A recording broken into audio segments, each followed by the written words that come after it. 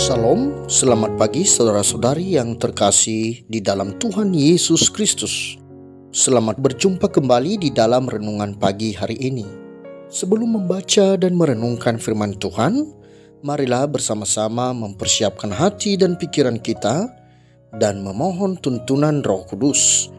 Mari kita berdoa. Bapa kami yang di surga, kala bangun di pagi hari ini, kami hanya teringat akan Engkau, seraya mengucapkan puji dan syukur atas hari baru yang boleh kami masuki kembali. Kami mohon kepadamu untuk menerima kami yang datang menghadap-Mu ini. Kami datang untuk menyerahkan hidup kami sebagai ungkapan syukur kepadamu. Biarlah apa yang kami lakukan di hari ini semuanya untuk memuliakan-Mu. Sebentar lagi ya Bapa, kami akan membaca firman-Mu. Berikanlah kami tuntunan Roh Kudus agar memahaminya dan menjadi pedoman hidup kami. Kiranya iman kami terus bertumbuh dan hidup kami bisa menjadi berkat bagi sesama yang ada di tengah-tengah kehidupan kami. Terima kasih Bapa, di dalam nama Yesus kami berdoa. Amin. Saudara-saudari yang dikasihi Tuhan, renungan firman Tuhan pada pagi hari ini terambil dari Yohanes pasal 15 ayat 13 sampai 15. Saya akan membacakannya untuk kita. Tidak ada kasih yang lebih besar daripada kasih seorang yang memberikan nyawanya untuk sahabat-sahabatnya. Kamu adalah sahabatku, jikalau kamu berbuat apa yang kuperintahkan kepadamu. Aku tidak menyebut kamu lagi hamba, sebab hamba tidak tahu apa yang diperbuat oleh tuannya.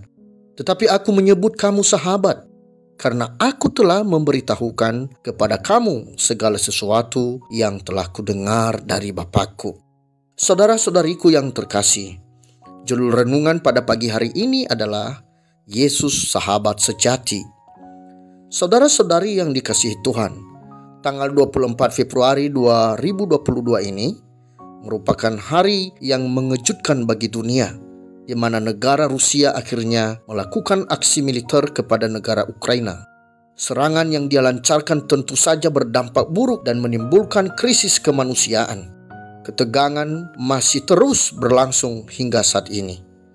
Pada awal menerima serangan, Presiden Ukraina dalam pidatonya menyampaikan bahwa ia merasa negaranya ditinggal oleh blok barat terutama NATO dan Amerika Serikat di tengah gempuran Rusia. Dengan demikian dapat kita simpulkan sementara bahwa sebelumnya Presiden Ukraina mengandalkan NATO dan Amerika yang dianggapnya adalah sahabat baginya. Tapi manakah para sahabat yang diandalkan itu berada saat ia membutuhkan pertolongan? Sementara kita ketahui juga bahwa Rusia dan Ukraina adalah bertetangga, satu tanah, masih satu akar namun berseteru. Saudara-saudari yang dikasihi Tuhan, dalam hidup bersaudara, bertetangga, bermasyarakat, tetap ada potensi terjadi gesekan, kesalahpahaman yang mengarah kepada pertengkaran. Orang dekat belum tentu bisa jadi sahabat, dan orang jauh belum tentu tidak mau bersahabat. Keduanya bisa dijadikan sahabat dengan kadarnya masing-masing, karena naluri manusia selalu menimbang untung rugi di setiap hubungan, menjauhi orang yang dianggap akan merugikan, menyusahkan dalam pertemanan, enggan bersahabat dengan orang yang tidak membawa untung atau manfaat, baik waktu, tenaga, masalah harta, sumbangsih pikiran dan perasaan. Saudara-saudari yang dikasihi Tuhan, hal yang diungkapkan dalam Amsal pasal 17 ayat 17 adalah seorang sahabat menaruh kasih setiap waktu dan menjadi seorang saudara dalam kesukaran. Kenyataannya memilih dan memiliki seorang sahabat seperti itu sangatlah sulit. Sulit untuk mendapatkan orang yang dapat dipercaya, mendengarkan keluh kesah. Sulit untuk mendapatkan sahabat yang dapat diandalkan setiap waktu. Sulit mendapatkan sahabat yang mengerti dan peduli pada kesulitan yang sedang kita hadapi. Apalagi harus berkorban bagi kita, moral ataupun material. Saudara-saudari yang dikasihi Tuhan, kisah persahabatan Daud dan Yonatan, putra Raja Saul, merupakan contoh nyata persahabatan yang tulus. Diceritakan bahwa jiwa Daud dan Yonatan berpadu. Yonatan mengasihi Daud seperti jiwanya sendiri. Mereka mengikat perjanjian saling mengasihi. Sehingga ketika Yonatan mengetahui ketetapan hati ayahnya, Saul akan membunuh Daud, ia membocorkan rahasia itu kepada Daud agar Daud mempunyai kesempatan untuk lari menyelamatkan diri. Namun sebagai manusia kita dibatasi ruang dan waktu. Sebagai individu kita terikat dalam interaksi sosial. Sebesar apapun kepedulian kita terhadap sahabat kita, tetap saja kita tidak mampu menyerahkan diri kita secara utuh untuk menolongnya. Tidak ada manusia yang sanggup berkorban secara total termasuk memberi nyawa untuk seorang sahabatnya.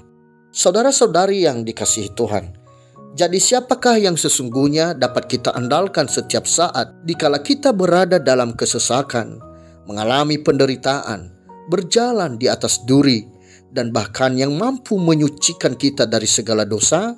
Nats Alkitab pagi ini dengan jelas menegaskan bahwa tidak ada kasih yang lebih besar daripada kasih seorang yang memberikan nyawanya untuk sahabat-sahabatnya. Seorang itu adalah Yesus. Ia yang telah rela menyerahkan dirinya, disalibkan dan mati bagi kita. Bapa di sorga tahu, hanya ada satu cara untuk melepaskan manusia dari kutuk dosa, yaitu maut, dengan cara memberikan anaknya yang tunggal itu bagi kita. Kita diangkatnya menjadi sahabat Yesus.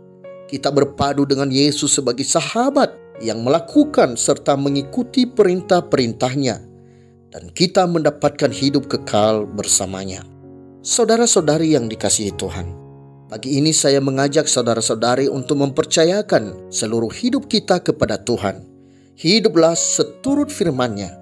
Ia akan memelihara hidup kita, karena bila kita hidup sesuai perintah-Nya, maka kita akan menjadi sahabat-Nya, dan Ia telah membuktikan kasih-Nya sebagaimana seharusnya seorang sahabat yang sejati. Demikianlah renungan pada pagi hari ini. Tuhan memberkati. Kita akan menutup renungan dalam doa, tetapi jika saudara ingin didoakan secara khusus, hubungi email kami. Kerinduan kami agar channel ini menjadi berkat bagi banyak orang. Mari kita berdoa. Terpujilah Engkau Allah Bapa kami yang di surga. Sungguh tak terbatas kuasa dan kasih-Mu. Kami bersyukur untuk mengalaminya. Engkau telah mengirimkan anak-Mu yang tunggal untuk menanggung dosa-dosa kami yang dipikulnya di atas kayu salib. Itulah bukti sahabat yang sejati bagi kami. Biarlah pengorbanan itu menjadi kekuatan bagi kami untuk terus melangkah, mengisi hidup kami dengan optimis, menyelesaikan segala pergumulan hidup bersama denganmu. Terima kasih Bapa. Mohon kiranya Engkau merubah kami menjadi pribadi yang semakin baik setiap hari, agar kehidupan kami menjadi berkat bagi keluarga dan sesama kami. Dalam pertolongan-Mu, kami akan sanggup menjadi sahabat yang baik untuk sesama kami. Pagi hari ini kami berdoa khusus untuk negara kami. Biarlah melalui pemimpin yang telah Engkau percayakan saat ini, mereka mampu menjaga kedamaian negara kami ini. Jika saat ini masih terjadi perang antar negara, khususnya Rusia dan Ukraina, kami memohon kepadamu, kiranya perang itu segera berhenti. Berilah hikmat bagi para pemimpin negara tersebut untuk mendapatkan jalan keluar, mengakhiri perang yang banyak memakan korban. Lindungilah rakyat sipil yang terpaksa harus berada dalam situasi sulit itu. Dampingilah mereka selayaknya seorang sahabat. Bapa, sebentar lagi kami akan melanjutkan aktivitas kami. Kami serahkan seluruh hidup kami di dalam tangan pengasihan-Mu. Dengar dan terimalah doa kami. Di dalam nama Yesus kami berdoa. Amin. Saudara-saudari, mulailah harimu. Kiranya kasih dan anugerah Tuhan senantiasa melimpah di dalam kehidupanmu.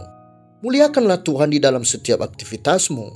Dan jadilah saksi hidup bagi firman-Nya.